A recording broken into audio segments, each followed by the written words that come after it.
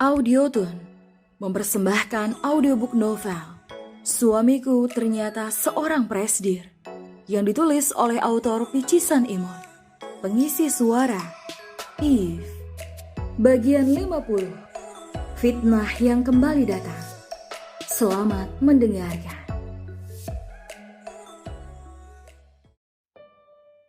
Di hari berikutnya, setelah pertemuan Kinar dengan ayah Leonard kemarin malam, kini langit sudah mulai temaram. Pertanda malam akan datang. Bahkan suara dari tua-tua masjid pun sudah mulai terdengar. Kinar sedikit telat membenahi dagangannya. Semua sebab pelanggannya yang lumayan banyak. Bahkan letih dan lesunya dia membuat Kinar sedikit lamban mengangkat satu persatu balok kayu penutup warungnya. Ia sedikit meringis saat merasakan sakit di bagian perutnya. Kinar pun mengusap-usap bagian itu pelan. "Kau kenapa, Nak? Apa ibu melukaimu karena kerja terlalu berat?" Kinar menarik nafas panjang. Sebaiknya aku menelpon Kak Dayu." Ia pun berjalan masuk dan meraih ponselnya. Selama kehamilannya yang tahu hanyalah Dayu. Semua orang yang ada di sekitar Kinar bahkan belum ada yang menyadari kehamilan itu, termasuk Bibi, Bang Gani, dan Moni. Kinar pun mulai menekan tombol call pada kontak Dayu. Namun beberapa panggilannya tak diangkat. Benar. Ini kan jam praktek Kak Dayu. Dia pasti sibuk sekali. Gumam Kinara seraya kembali memasukkan ponselnya ke dalam tas. Langit sudah semakin gelap. Aku harus cepat bergegas menutup kedai. Kinar kembali mendekati balok-balok tersebut, lalu mencoba mengangkatnya. Sebenarnya balok-balok itu sedikit berat. Mungkin itu sebab kenapa perut Kinara sering mengalami nyeri di sana. "Mbak Kinar?" panggil seseorang yang sudah berdiri di dekatnya. "Loh, Mas Ezra?" "Senang sekali melihat senyumnya." Seraya membalas senyumnya. "Baru mau tutup ya?" "Iya Mas, tadi sedikit rame, jadi agak telat nutupnya." "Saya bantu ya Mbak?" "Jangan Mas, tidak usah." "Tidak apa Mbak?" Meraih balok-balok itu dan memasangnya. "Mas, sungguh tidak usah." Kinar berusaha menahannya, namun pria itu tetap memasangnya hingga selesai.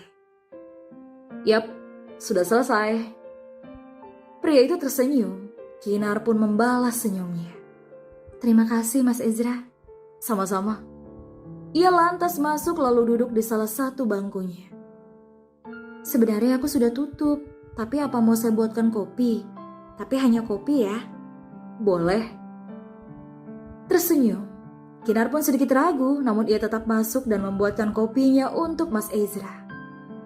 "Maaf Mbak, saya boleh tanya sesuatu?" "Boleh Mas." "Maaf sebelumnya, saya hanya mendengar desas-desusnya saja. Apa benar suami Mbak meninggalkan Mbak Kinar tanpa kabar?" Tanya pria itu. Sementara Kinar yang tengah mengaduk kopi pun menghentikan gerakan tangannya. "Itu hanya gosip, Mas." Kinar mengangkat gelas itu dan membawanya ke arah Ezra. "Silahkan, Mas." "Terima kasih, Mbak." "Sama-sama." Gadis itu hendak pergi, namun Ezra meraih tangannya. "Duduk saja di sini, Mbak. Temani saya." Kinar pun melepaskan tangannya. "Maaf, Mas, tidak bisa. Apalagi warung sudah hampir tertutup seluruhnya. Saya takut ada yang salah paham." "Saya hanya ingin berbicara padamu," ucap Ezra pada Kinar yang sudah memutar tubuhnya, sehingga langkah Kinar terhenti. "Kalau benar suamimu pergi tanpa kabar dan mencampakkanmu, apa saya boleh menggantikan posisinya?" Kinar pun menoleh cepat.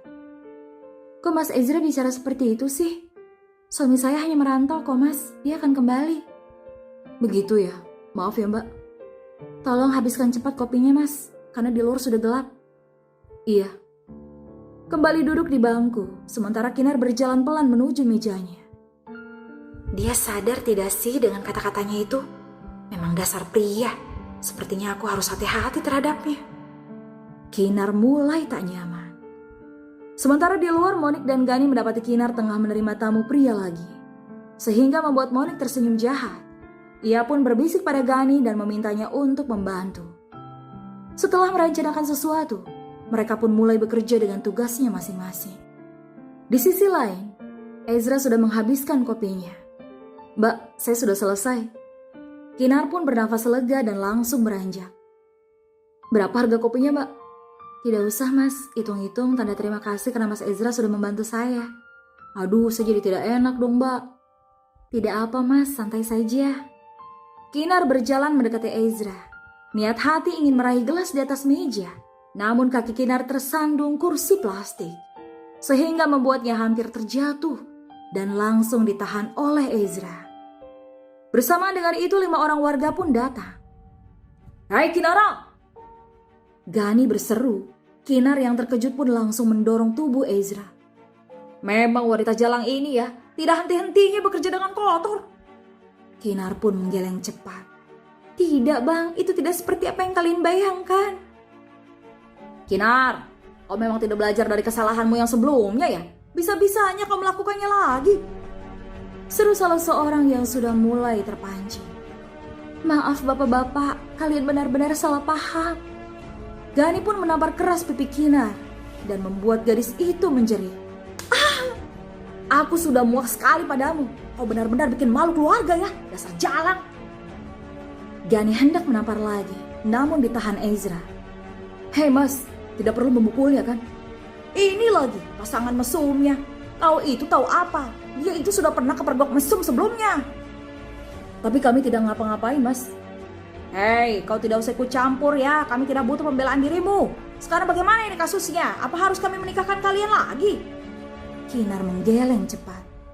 "Enggak pak, saya punya suami. Demi Tuhan saya tidak melakukan apapun." "Tidak usah membela dirimu Gerisina. Apa kau ingin aku membakarmu hidup-hidup karena kelakuan menjijikanmu ini?" Seru Bisanti yang datang bersama Moni. "Kelakuan menjijikan apa? Aku tidak berbuat apapun." Kinar memegangi pipinya yang terasa perih akibat tamparan kedua dari Bisanti setelah mendapatkan dari Gani sebelumnya. "Masih bisa berbicara arogan kau, ha?" Menarik rambut bagian belakang Kinar sehingga membuat gadis itu merintih. Coba kulihat sehebat apa dirimu sekarang. Kau tahu, setelah ini warung dan rumahmu tidak akan bisa lagi kau tempati." "Apa salahku padamu, Sibi? Aku keponakanmu, Bisanti." "Kapan aku pernah menganggapmu sebagai keponakanku, ha?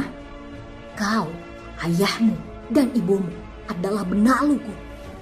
Jadi sudah saatnya kau enyah dari hadapanku juga untuk selamanya." Ezra sangat ingin menolongnya. Merasa tak tega saja melihat Kinar diperlakukan seperti itu. Namun baru beberapa langkah, Gani dan beberapa warga sudah membawanya pergi. Bisanti pun melepaskan cengkeramannya. "Kau pilih yang mana? Menikah dengan pemuda itu atau pergi dari dunia ini?" Menunjuk ke arah Monik yang sudah memegangi satu jerigen sedang minyak tanah, sembari tersenyum jahat. Mata gadis itu membulat. Ia menggeleng pelan dan berjalan mundur menuju pintu keluar, lalu berlari cepat dari sana. "Hei jalang, mau kemana kau?" Monik berseru. Sementara gadis itu sudah berlari ketakutan. Ia tidak ingin kejadian yang harus terpaksa menikah karena kesalahpahaman kembali terulang. Namun ia lebih takut lagi jika ia sampai benar-benar dibakar hidup-hidup oleh Bisanti, sementara dia memiliki calon anak dalam kandungannya. Bersama. Kalau kamu mau dengar audiobook lebih banyak dan gratis, segera download Audiotune.